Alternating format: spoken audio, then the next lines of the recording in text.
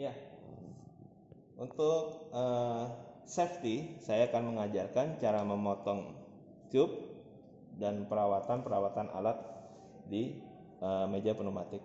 Ya, untuk pemotongan ini saya ambil contohnya adalah tube yang 4 mili di sini. Kemudian ada guntingnya di sini. Untuk pemotongan sebaiknya selurus mungkin. Tidak perlu lurus sekali, tapi selurus mungkin. Ya, seperti ini. Tidak boleh seperti ini. Potongnya miring. Maka dia akan lancip di sini, ya. Ini kalau kita lihat di sini lancip. Oke, lancip ya. Nah, ini tidak boleh. Dia kalau bisa sepotong ya, kita diluruskan dulu seperti ini. Oke. Ya, lurus ya. Baru kita sambung ke sini, power. Seperti ini. Kemudian sambung lagi contohnya misalnya ke sini. Untuk pemasangan tube di sini, cara membuka dan memasang itu berbeda. Untuk memasang hanya cukup ditekan saja, ya, dengan kedalaman sekitar kurang lebih hampir 1 cm. Ya, ini dengan kedalaman seperti ini saya tekan. Nah, dia masuk seperti ini sampai dia mentok. Nah, ini aman. Untuk membuka jangan ditarik seperti ini, ya. Ya, apalagi seperti ini. Ini akan merusak bagian komponen di pneumatik. Kita buka dulu. Ya, di sini ada ring hitam di sini. Ya, ada ring hitam. Ini ditekan dorong ke sana. Ya, ditekan baru ditarik. Ya, ini bisa ditekan di sini. Ya. Bisa dilihat di sini tekan, bukan ditarik ya, tapi ditekan. Selangnya yang ditarik. Jadi kalau ini dimasukkan seperti ini, tekan ring hitamnya seperti ini, ya. Kemudian ditarik.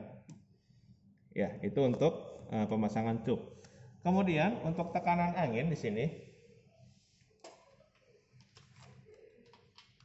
Untuk tekanan angin, pastikan untuk pemasangan komponen untuk minimum adalah 3 bar.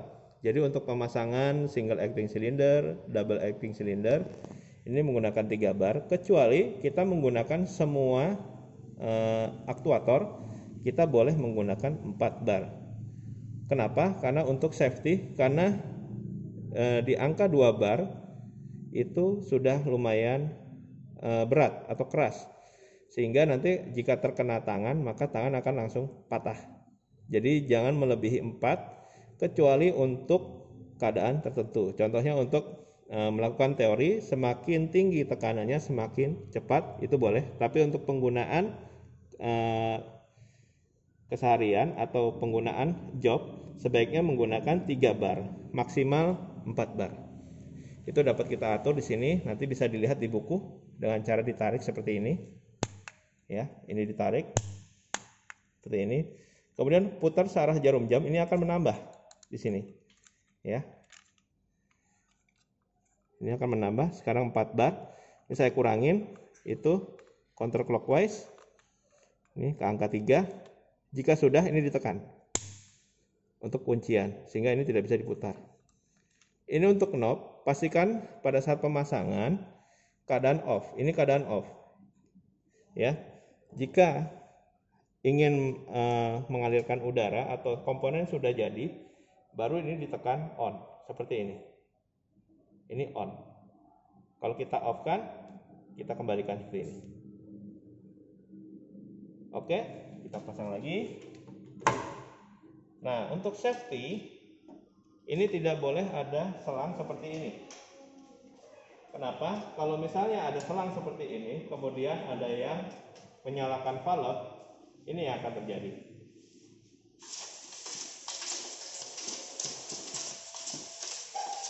Ya. Jika tidak menggunakan kacamata, maka ini akan mencabik-cabik. Jadi ini harus hati-hati ketika valve ini keadaan off, itu masih aman, tapi jangan ini keadaan on. Karena seperti ini, kalau saya keadaan on, ini tidak terjadi apa-apa, tidak ada keluar udara. Karena di sini memang ada bola di dalam, sehingga tidak ada udara yang bisa masuk, kecuali ada selang yang masuk. Contoh, seperti ini. Untuk pemasangan, saya selalu menggunakan angka 1 baru masuk ke power. bukan sebaliknya. Kenapa? Kalau saya pasang langsung ke power dan valve ini tidak sengaja dalam keadaan terbuka atau on, maka akan terjadi seperti ini. Ya, itu bisa mencabik-cabik muka kalian. Jadi harus hati-hati. Untuk pemasangan pastikan knob ini harus keadaan off. Jadi ini aman. Seperti ini.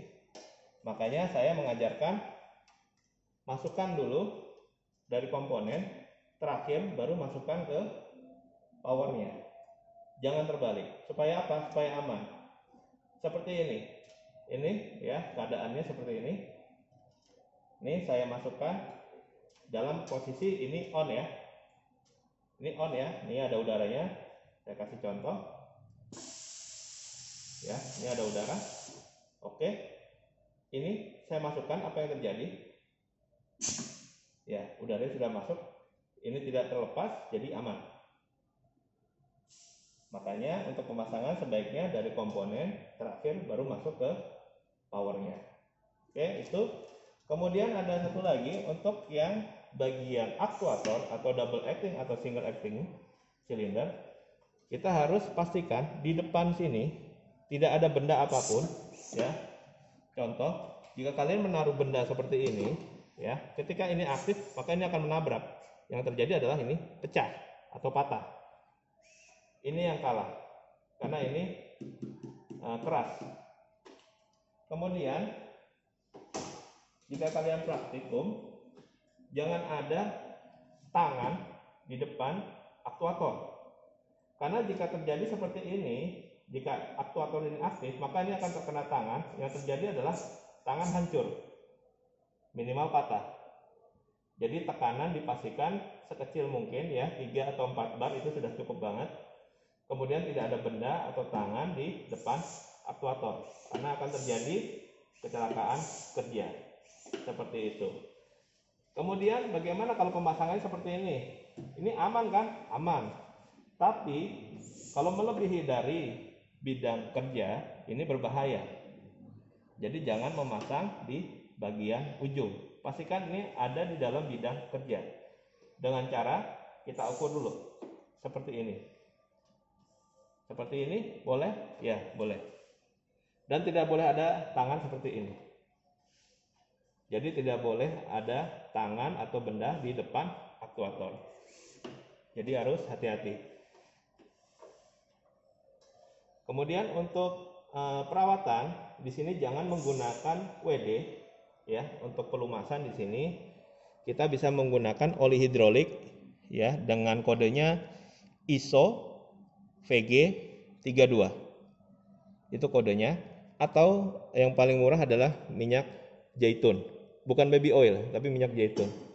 Yaitu untuk yang mudah didapat. Untuk oli hidrolik biasanya pembeliannya minimal 1 liter.